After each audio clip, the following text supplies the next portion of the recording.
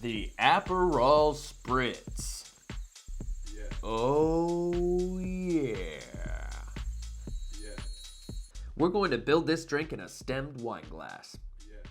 Let's start with 2 ounces of Aperol. Yeah. Ooh. Yeah. Around 2 ounces of soda water.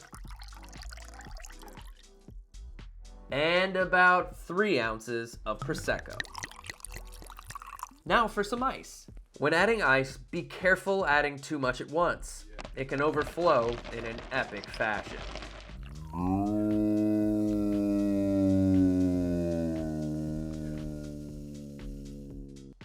It might be better to add ice gradually.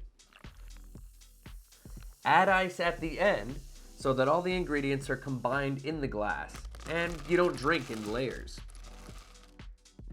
Garnish with an orange slice. Enjoy that last bit of summer. Yeah. Yeah. Baby, you're a mystery. Do you wanna grab a drink with me? I'll even let you sit for free.